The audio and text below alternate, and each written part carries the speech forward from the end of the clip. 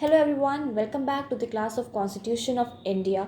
In today's class, we'll study Article 21, Protection of Life and Personal Liberty. Article 21 को हम दो parts में पढ़ेंगे. आज की क्लास में हम समझेंगे कि आर्टिकल 21 क्या होता है, उसको डिस्कस करेंगे एंड नेक्स्ट क्लास में हम लोग आर्टिकल 21 से रिलेटेड केसेस देखेंगे. राइट? चलिए स्टार्ट करते हैं article 21. Article 21 says that no person shall be deprived of his life or personal liberty except according to procedures established by law. No person, सबसे पहले तो ये राइट अवेलेबल है to citizens as well as non citizens, क्योंकि यहाँ पे mention है person. Right? अब आर्टिकल 21 कहता है, दो राइट्स देता है. No person shall be deprived of, किसी भी इंसान को आप डिप्राइव नहीं कर सकते of his life, right to life, और personal liberty, right to personal liberty. तो आर्टिकल 21 दो राइट्स देता है, right to life and right to personal liberty. Article 21 को समझने के लिए हमें तीन चीज़ें हैं जो कि इम्पॉर्टेंट हैं आर्टिकल 21 से. पहला लाइफ, हमें लाइफ समझना है कि लाइफ का मतलब क्या है यहाँ पे. पर्सनल लिबर्टी क्या होता है, and third procedure established bye law, ये क्या होता है. तो ये तीन चीज़ों को समझना मतलब आर्टिकल 21 को अच्छे से समझना. राइट? चलिए स्टार्ट करते हैं लाइफ से. सुप्रीम कोर्ट ने इस टर्म लाइफ को एक बहुत ही ब्रॉड इंटरप्रिटेशन दिया है, तो हम इसको केसेस के थ्रू समझते हैं. फर्स्ट केस इज मन वर्सेस इलिनॉइस 94 यूएस 1876. इस केस में जस्टिस फील्ड ने कहा कि बाय टर्म लाइफ यूज्ड है, जो टर्म लाइफ हमने यहाँ यूज़ किया है, it means something more is meant than mere animal existence. Normal animal existence से कुछ ज़्यादा होता है लाइफ का मतलब.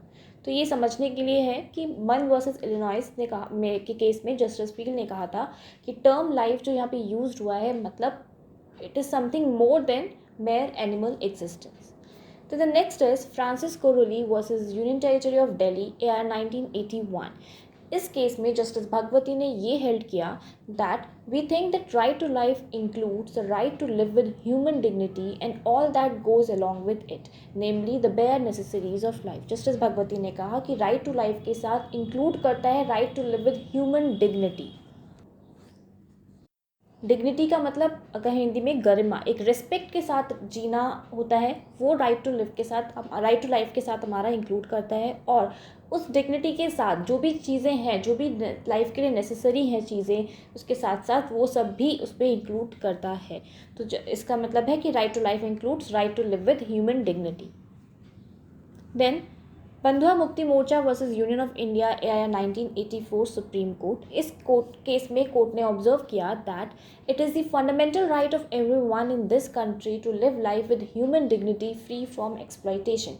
मतलब ये हर इंसान की फंडामेंटल राइट है कि वो एक लाइफ जिए, एक ह्यूमन डिग्निटी मतलब एक रिस्पेक्ट के साथ लाइफ जिए, कोई एक्सप्लॉयटेशन उसके साथ ना हो, उसके बिना एक्सप्लॉयटेशन के बिना वो अपनी ज़िंदगी जिए.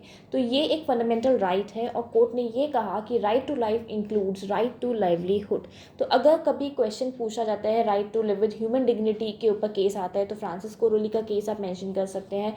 Right to life includes right to livelihood पे अगर केस आता है तो बंधुआ मुक्ति मोर्चा का केस आप इंक्लूड कर सकते हैं. Then the next case is People Union versus for Democratic Rights versus Union of India 1982.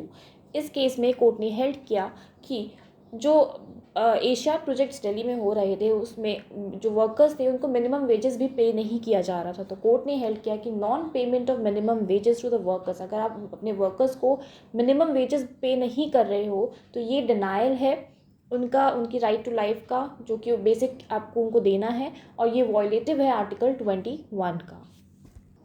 Then the next case is Unni Krishnan versus state of Andhra Pradesh AR 1993 Supreme court. इस केस में कोर्ट ने कहा right to life includes right to education. तो right to education भी right to life में included है.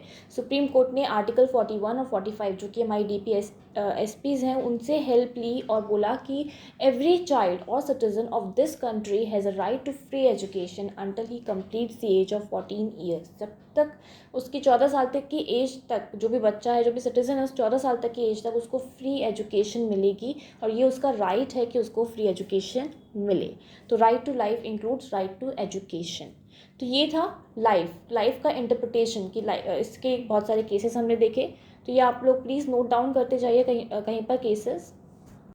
Now personal liberty का मतलब होता है कि कोई भी इंडिविजुअल अपनी मर्जी से फ्रीली कुछ भी कर सके, बट सिर्फ वही रिस्ट्रिक्शंस इम्पोज होंगे जो कि लॉ ने लगाए हैं, बाकी वो अपनी मर्जी से कुछ भी कर सकते हैं. तो that is what liberty means. Personal liberty क्या होता है, इसको भी हम केसेस के थ्रू समझेंगे. First case is A.K. Gopalan versus state of Madras, 1951 supreme court. इस केस में मेजॉरिटी ऑफ द जजेस gave the narrowest interpretation to the word personal liberty and held that the expression personal liberty in article 21 is conferred to freedom from arrest, imprisonment और other physical coercion. तो A.K. Gopalan का जो case था, इसने बहुत ही narrow interpretation दिया personal liberty का, और उन्होंने ये बोला कि बस कन्फाइंड है वो खाली आपके रिस्ट्रेन तक, आपके कन्फाइनमेंट, प्रिजन की बाउंड्रीज़ के कन्फाइनमेंट तक खाली वो रिस्ट्रेन कन्फाइंड है पर्सनल लिबर्टी का मतलब. बट फिर खड़क Singh versus state of Uttar Pradesh 1963, इस केस में कोर्ट ने कहा कि पर्सनल लिबर्टी खाली फ्रीडम फ्रॉम रिस्ट्रेन या freedom from confinement with in the boundaries of prison यहाँ तक कन्फाइन नहीं है, इससे भी ज़्यादा कुछ और है personal liberty, right. Then Maneka Gandhi versus union of India, 1978 supreme court. इस केस में सुप्रीम कोर्ट ने वाइड डेफिनेशन दी आर्टिकल 21 की, और उन्होंने A.K. गोपालन के केस को रिजेक्ट कर दिया. उसका इंटरप्रिटेशन रिजेक्ट करते हुए कोर्ट ने कहा that personal liberty in article 21 is of widest amplitude and it covers a variety of right, और इसमें बहुत सारी राइट्स भी इंक्लूडेड की गई हैं. और सुप्रीम कोर्ट ने अब ये भी कहा कि अगर कोई ऐसा लॉ है जो कर्टेल करता है हमारी पर्सनल लिबर्टी को, तो उस लॉ को पहले टेस्ट ऑफ रीजनेबिलिटी को पास करना पड़ेगा. मतलब उस लॉ को जस्ट, फेयर और रीजनेबलनेस होना पड़ेगा, तभी वो वैलिड होगा. अब बात करते हैं वर्ड लॉ की. आर्टिकल 21 के लिए law not only includes enacted law but it also includes several other forms of law as well. For example A.K. Roy versus union of India के केस में कोर्ट ने हेल्ड किया an ordinance issued by an executive authority is law within the meaning of article 21. कोई executive authority अगर कोई ordinance issue कर रहा है तो वो भी लॉ होगा आर्टिकल 21 में. Then in M.S.M. Sharma versus Shri Krishna Sinha, इस केस में कोर्ट ने ऑब्जर्व किया that rules made by house of legislature under article 208, rules made by supreme court under article 135 and rules made by high court under article 225 has been considered as law under article 21. तो ये सारे rule जो house of legislature, supreme court और high court बना रहे हैं, ये सभी लॉ माने जाएंगे under article 21. But a regulation passed by a department without any statutory authority is not a law. लेकिन अगर कोई डिपार्टमेंट जिसके पास कोई अथॉरिटी नहीं है वो कुछ रूल या रेगुलेशन पास कर रहा है तो वो लॉ नहीं होगा. तो ये था कि लॉ क्या होगा आर्टिकल 21 के अंडर. अब हम बात करते हैं प्रोसीजर एस्टैब्लिश्ड बाय लॉ की. उससे पहले हम आर्टिकल 21 की हिस्ट्री देखते हैं. जब आर्टिकल 21 ओरिजिनली पास किया गया बाय द कॉन्स्टिट्यूएंट असेंबली, तो वहाँ पे जो आर्टिकल की लैंग्वेज थी वो थी no person shall be deprived of his life और liberty without due process of law, right. ये ओरिजिनली लिखा गया था, लेकिन ड्राफ्टिंग कमेटी ने इसके अंदर 2 चेंजेस इंट्रोड्यूस करे. और पहला चेंज, उन्होंने लिबर्टी वर्ड से पहले वर्ड पर्सनल ऐड किया, and second, without due process of law की जगह except according to procedure established by law, ये वहाँ पे लिखा गया.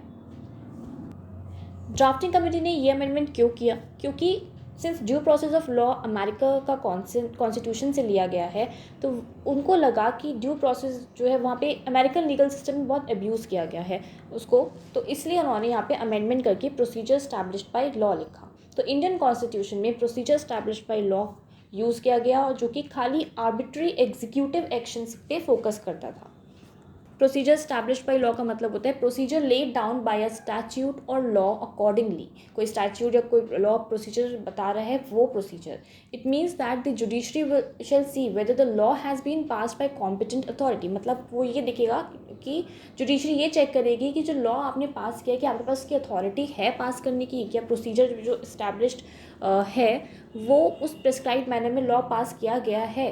तो ये एक प्रोसीजर एस्टैब्लिश्ड बाय लॉ का सिर्फ एक ये काम था. और ड्यू प्रोसेस ऑफ लॉ क्या करता है, वो ना सिर्फ प्रोसीजर एस्टैब्लिश्ड बाय लॉ के जो प्रोविजंस है उनको देखता है, बट वो ऑल्सो ये भी चेक करता है कि जो लॉ है वो जस्ट, फेयर और रीजनेबल है या नहीं.